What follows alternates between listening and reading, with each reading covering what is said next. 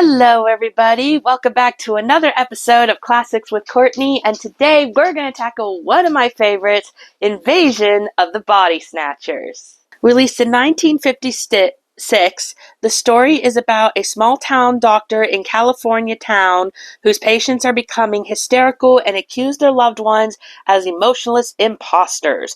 Plant-like extraterrestrials have invaded Earth, replicating the villagers in giant seed pods and taking possession of their souls while they sleep. Realizing that the epidemic is out of control in a terrifying race for his life, he escapes to warn the world of the deadly invasion of the pod people. Directed by the great Don Siegel and co-starring Dana Winter, Carolyn Jones, Larry Gates, and King Donovan, and starring Kevin McCarthy. I really enjoy this movie. It is definitely one of my favorite sci-fi movies. I have grown up with certain sci-fi movies, but nothing of the classic era. I actually grew up with Stargate and Independence Day as far as alien-esque movies were concerned. It wasn't until over the past few years that I kind of got into the older sci-fi movies, this being one of them. I am currently also reading the book for the third time, and I gotta tell you, I enjoy the book just as much, if not more, and I will delve into that as well as the film itself. But with that being said, let's talk about the film and my thoughts on it. Let's talk about the actual characters and the actors first. Kevin McCarthy as the Doctor is absolutely wonderful. I kind of have a weird quest when it comes to Kevin McCarthy. I think he is so cute and very underrated as an actor. I think he does a really amazing job here. However, if you're comparing it to the book counterpart, there is one little problem I find. And I do think that Kevin McCarthy's acting for the character could be a bit bland. Let me explain. If you're comparing, say, the scene where he is talking to Wilma, as in Becky Driscoll's cousin, and she explains to him why she thinks that her uncle is not her uncle. In the movie, he's very calm, he's very sweet, very easy to talk to, which is how a doctor should be. In the book, he's the same way, but he also explains how he begins to lose his temper a wee bit. He is explaining the story, and he's putting himself out there and saying, okay, I was getting a bit irritated because, I'm explaining to her that it is her uncle, but she's telling me it's not. He has emotions in the book that clearly shows he's human. He can act out of anger in a way. He does say he feels bad about it, but he still acts that way. It's the same when Jack, his friend Jack, tells him to come to his house while he's on a date with Becky. Again, the Doctor does get agitated with his friend because, again, he's on a date and it's late at night, and this is when he decides he needs to come talk to him. So in the book, the main character is shown to have these emotions, and it makes him more human. In the movie, he still has emotions of being frightened, but he's never angry unless he's confronted with the actual people that's trying to harm him and Becky, which is completely understandable. Now, it doesn't mean that the performance is bad. On the contrary, like I said, Kevin McCarthy does an amazing job. I'm saying compared to the book counterpart, he's slightly bland. Becky Driscoll in the film, played by Dana, is really good in this role, I think. She's definitely one of the characters that I loved, both in the book and in the film. She's very sweet, but compared to other people, no, she doesn't do a whole lot, but she does enough, and she's likable. That, I think, is the main thing. She's a very likable character, and the actress does an amazing job. The other characters I also like is his friend Jack and his wife. Ironically, his wife, Carolyn, would later play the Mrs. on The Addams Family, Morticia. How cool is that? So, it's kind of interesting how the great Morticia Addams is here playing a simpering, scared wife afraid of being taken away by a pod person. But they both do a great job. They also were in the book, and I love these characters both in the book and in the film. I especially love the acting from the guy who played Jack. I feel like I've seen him in other things, but I'm not 100% sure. But I definitely love all these characters. They're really great. But again, compared to the book counterparts, they're lacking very slightly, but that doesn't bother me until later, which I will get into a wee bit later. I think one of the things I want to tackle too is the music. I don't think the music has much remembrance in this movie as many other scores. For what it is, it serves its purpose, but I'm not rushing to the soundtrack of Invasion of the Body Snatchers anytime soon when I could listen to something more memorable like To Kill a Mockingbird or The Ghost and Mrs. Muir. But again, that's just my thought.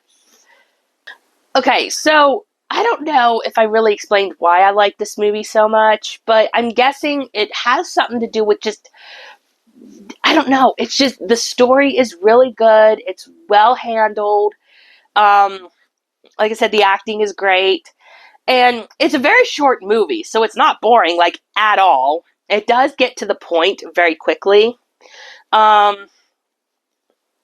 The dialogue is also good. Like, who can forget lines like, "They're like huge seed pods." Dialogue here is very memorable. But if I have one thing to say that I don't care about this film, it has started a certain, for the actual Invasion franchise, it did start something. For this, I am going to go into spoiler territory, so if you want to skip spoilers, go to the timestamp below, or just stop the video altogether and watch the movie and then come back. Either way, here we go. So in the book, once everything happens, Miles, Becky, and Jack, plus his wife, all survive. Okay? They do split up at one point, but they all come back and they all still survive. Later, when they're being pursued, so to speak, and you think that there's an ending, something's going to go wrong, so the aliens just leave. The aliens leave and everything goes back to normal in their small little town. And I think the thing is that people might think that that's too clean cut. For me, I don't care. I love a good happy ending, so for me, I love the ending to the book. I also love the fact that when the aliens go, everyone returns back to normal. But Miles still remembers what happened, and there's still that twinge of worry, I think, but everything still goes back to normal for the most part. In the film, we do not get that. In the film, first off, we see that Becky and his friend Jack are taken, and then we hear Jack's wife has also been taken. So in the film, Miles is the only survivor of the story. And in a way, I guess that would make it more sympathetic to Miles because now you're rooting for him. But I hate that they changed Becky. If you had to change Jack, okay, I still don't like it, but if you had to, fine. But I wish they would have just left Becky. That's another thing with Becky. Okay, so they're running away from all the pod people. They're escaping. They're tired. They're dirty. And she's like, Miles, I can't go on. I can't go on. He's like, you've got to. And then they hear music in the distance, which gives you like that false sense of security because it's just so beautiful. And then he comes back and you see Becky had fallen asleep. He was not gone that long, like maybe 2 minutes tops. Okay. And then he goes back, wakes her up. She's fine. Then they run and then they fall. She's like, Miles, I can't go on. He's like, yes, you can. And he gives her that kiss. But the minute he stops kissing her, he sees that she is no longer the same. And you get that impactful, very famous shot of her just staring at him like, what the heck? And he's like, what is this? And my problem is it did not take that long for her to change, which is not accurate at all. You're supposed to fall asleep when you get changed, yes, but the transition takes longer than 2 minutes. And it annoyed the daylights out of me. And here's the thing, okay? Where was the other person? Like the pod person. If you take a look at when she's first trying to be transformed, right? He rescues her from her own house, okay? There's already her portion that's already been there, okay? He sees the pod body being formed, okay? So he goes and rescues her in time. And that would have been about, what, an hour maybe? You're telling me that in 2 minutes she happened to change into a pod person? This is one thing I cannot stand about the movie. Why did you have Becky change and in such a short time span? Okay? I absolutely hated that. It's just, as you can see, it drives me a little crazy. The other thing, too, that I hate, again, with Becky being changed and everything, was, okay, this part I really don't hate, but it's still the same principle, is the ending. So, once Becky and, changes, she's no longer Becky, he runs. He's running like a madman. Run, Miles. And he runs into the highway, and he's trying to warn people, but he sees that there are pods in the trucks. He's becoming too late. So, he's screaming in the streets with that epic line. Can't you see? They're after you! They're after all of us!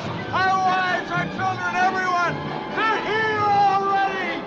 You're next! And the next thing you know, he's sitting somewhere else. He finally got into safety, and he's talking to the doctor, and I think a policeman? Or maybe another doctor. I'm not 100% sure about that.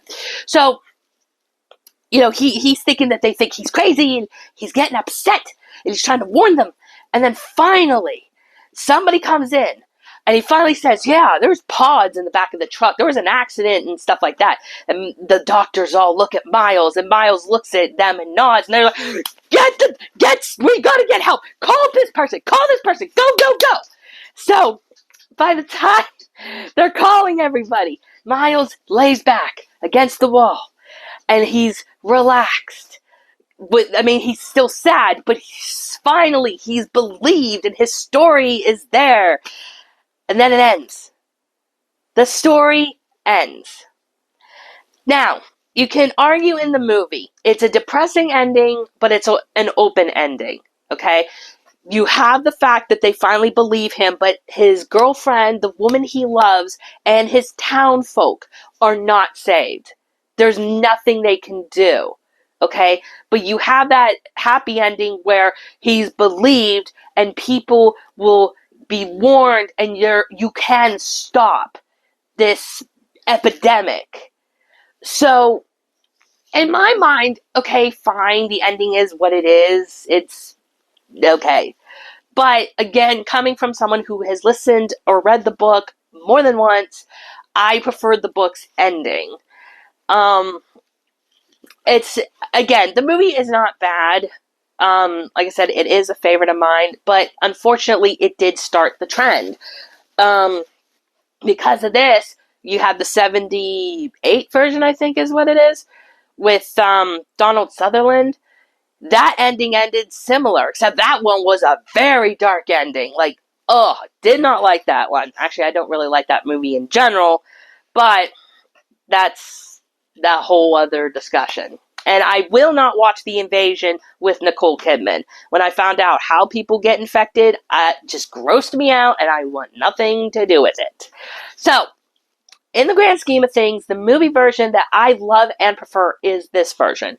As opposed to what's better, though, between the movie and the book, it's going to be the book. On its own merit, though, the movie is a very well-made movie. It's a great movie.